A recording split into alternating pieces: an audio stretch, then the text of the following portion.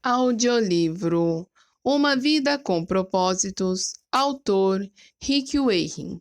Dia 19. Cultivando a comunidade.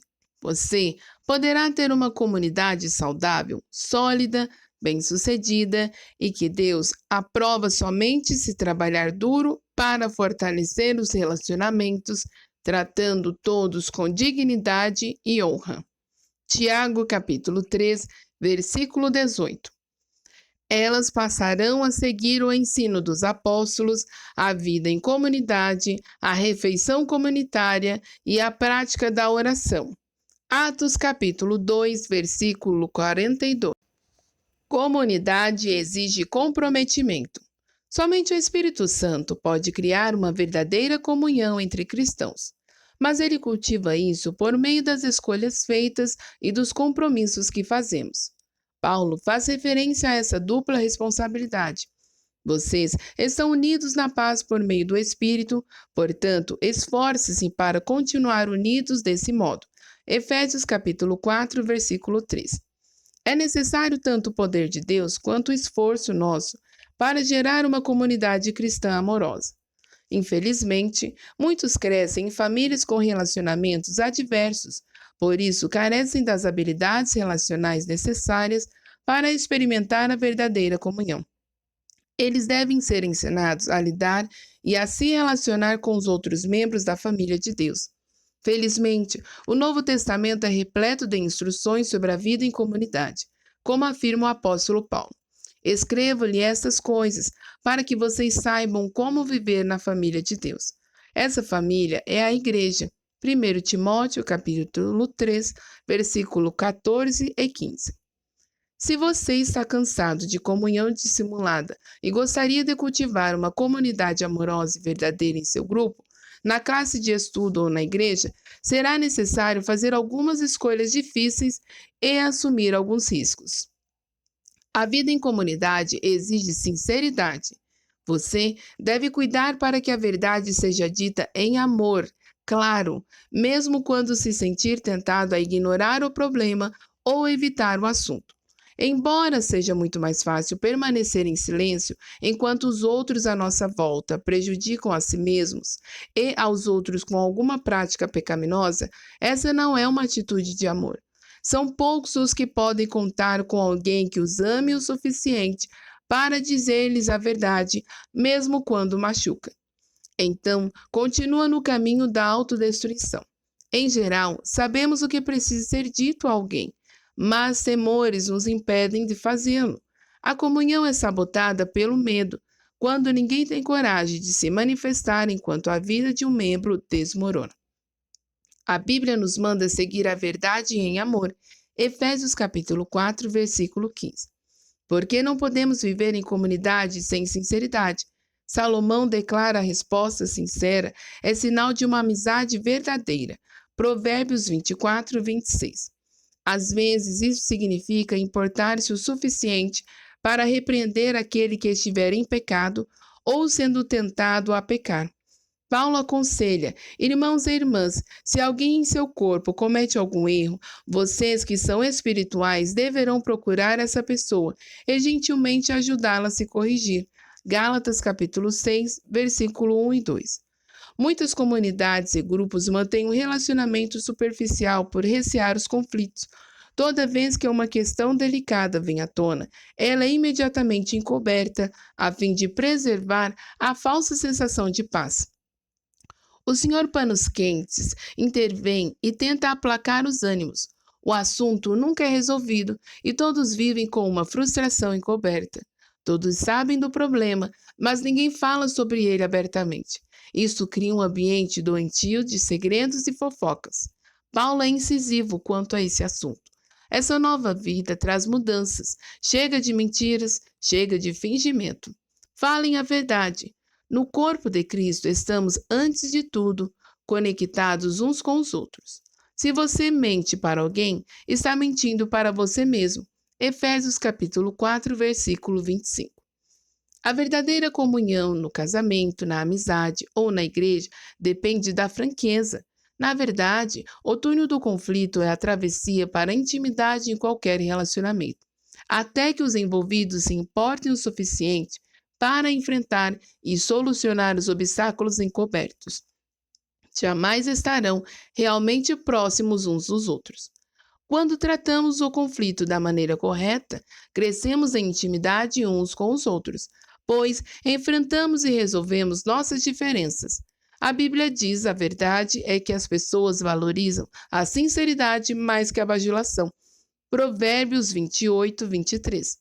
A franqueza, no entanto, não é uma licença para se dizer o que quer, onde quer e sempre que quiser. Não é grosseria.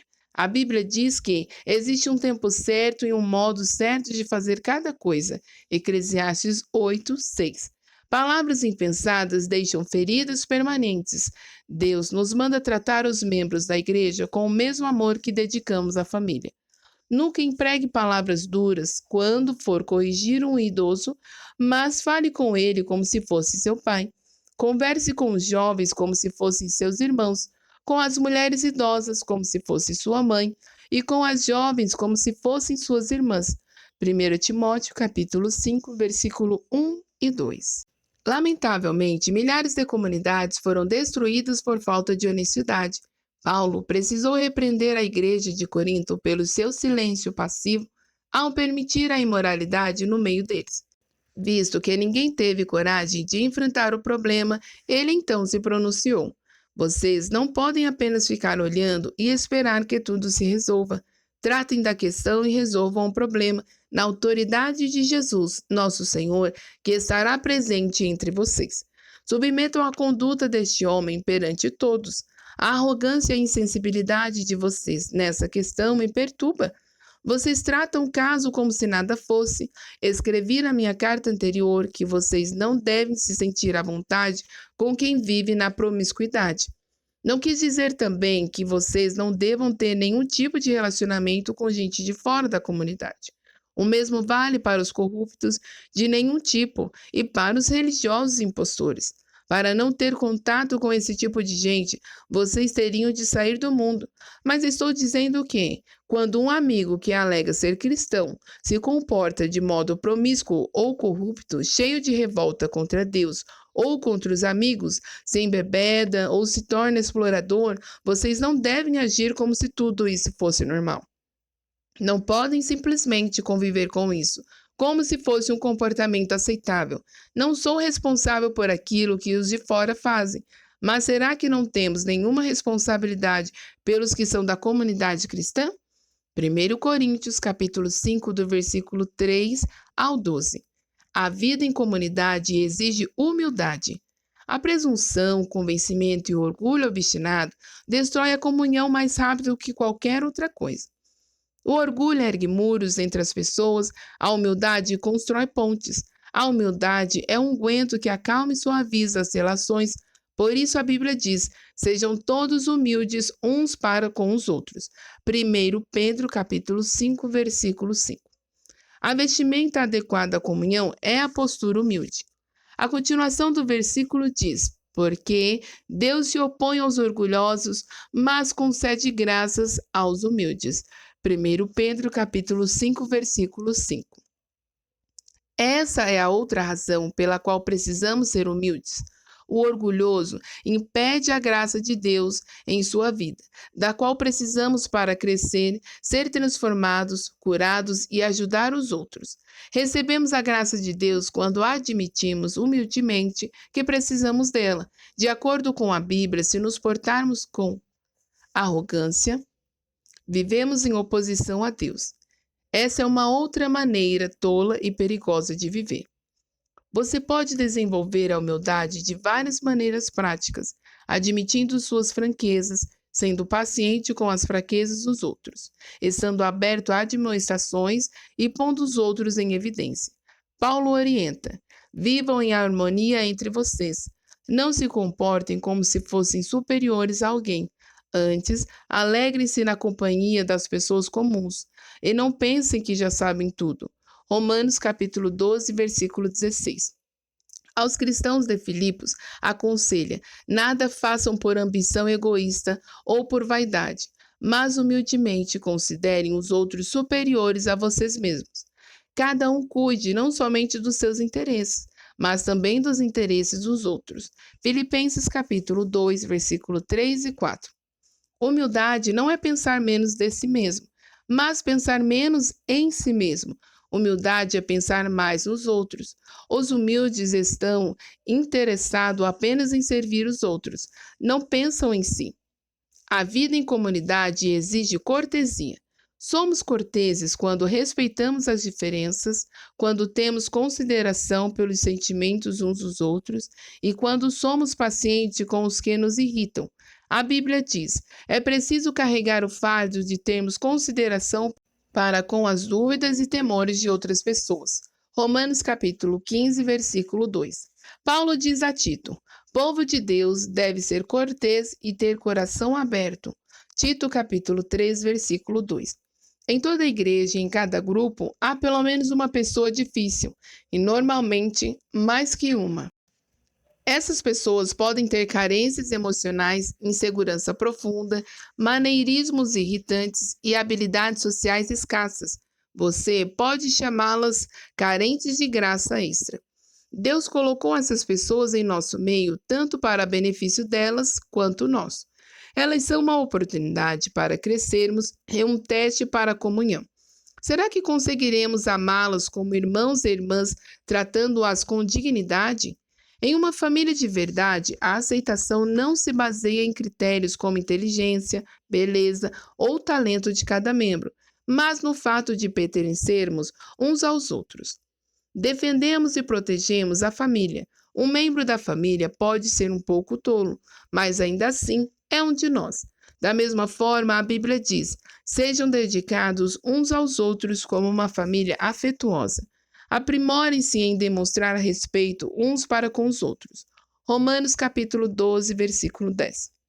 A verdade é que todos temos peculiaridades e traços de temperamentos irritantes, mas a comunidade não depende de sermos todos compatíveis. O fundamento para termos comunhão é nosso relacionamento com Deus. Somos uma família. Um elemento essencial para a cortesia é conhecer a origem das pessoas, descubra o histórico delas. Quando você souber as experiências pelas quais já passaram, certamente será mais compreensivo. Em vez de pensar na distância que ainda precisam percorrer, pensem no trajeto que já percorreram, apesar da dor que carregam. Outro procedimento que faz parte da cortesia é não subestimar as dúvidas dos outros. O fato de você não temer alguma coisa não torna esse sentimento inválido. A verdadeira comunidade é construída quando as pessoas sabem que é seguro compartilhar medos e dúvidas sem serem julgados. A vida em comunidade exige sigilo. Somente num ambiente seguro, onde existe acolhimento amável e sigiloso, as pessoas irão se abrir e compartilhar suas maiores mágoas, necessidades e erros. Sigilo não significa ficar em silêncio enquanto nosso irmão peca, mas saber que aquilo que for comentado no grupo ficará restrito ao grupo. É necessário conviver com isso e evitar a fofoca. Deus detesta a fofoca, principalmente quando maldosamente disfarçada de pedido de oração em favor de alguém.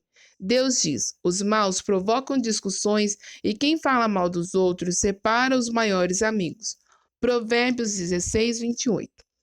A fofoca sempre causa mágoa e discórdia, e isso destrói amizades. Deus deixa isso claro quando nos orienta a advertir os que causam dissensões entre cristãos. Tito capítulo 3, versículo 10. Eles podem até deixar o grupo ou a igreja ao serem confrontados com ações que semeiam a discórdia. Contudo, a comunhão da igreja é mais importante que qualquer indivíduo. A vida em comunidade exige constância. Você deve manter contato regular com seu grupo, a fim de desenvolver a verdadeira comunhão. Relacionamentos exigem tempo. A Bíblia diz: não abandonemos, como alguns estão fazendo, o costume de assistir às nossas reuniões. Pelo contrário, animemos uns aos outros. Hebreus capítulo 10, versículo 25. Devemos desenvolver o hábito de nos reunir. Hábito é algo que você faz com frequência, não uma vez ou outra. É preciso passar tempo com as pessoas. muito tempo para estabelecer relacionamentos íntimos, por isso observamos uma comunhão tão superficial em muitas igrejas. Não passamos tempo suficiente juntos, e o tempo que passamos é quase sempre gasto para ouvir uma única pessoa falar. Uma comunidade não é formada de acordo com nossa conveniência. Vamos nos reunir quando eu tiver vontade, mas na convicção de que é necessária para a nossa saúde espiritual. Se você quiser cultivar comunhão verdadeira, isso significa reunir-se mesmo quando não tenha vontade, porque você acredita que é importante. Os primeiros cristãos reuniam-se todos os dias regularmente. Eles adoravam juntos no templo todos os dias. Reuniam-se em grupos pequenos na casa para a comunhão e participavam das suas refeições com grande alegria e gratidão. Atos capítulo 2, versículo 46. Viver em comunhão requer investimento de tempo. Se você é membro de um pequeno grupo ou de uma classe de escola dominical, recomendo que se faça um pacto entre todos, no qual estejam incluídas as 9 características da comunhão bíblica. Compartilharemos nossos verdadeiros sentimentos, autenticidade, incentivaremos uns aos outros, reciprocidade, apoiaremos uns aos outros, compaixão. Perdoaremos uns aos outros, misericórdia. Falaremos a verdade com amor, sinceridade. Admitiremos nossas fraquezas, humildade. Respeitaremos nossas diferenças, cortesias.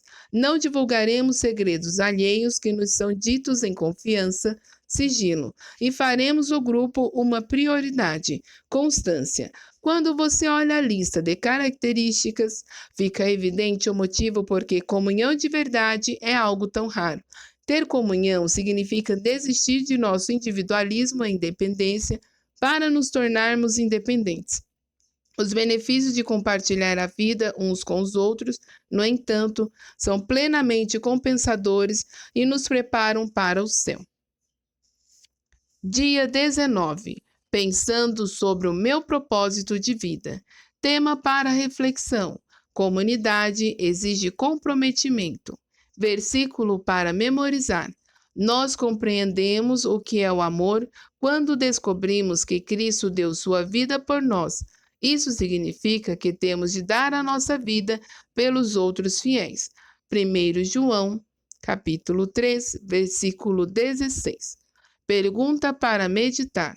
Como eu poderia hoje ajudar meu grupo e minha igreja a desenvolver as características de uma comunidade verdadeira?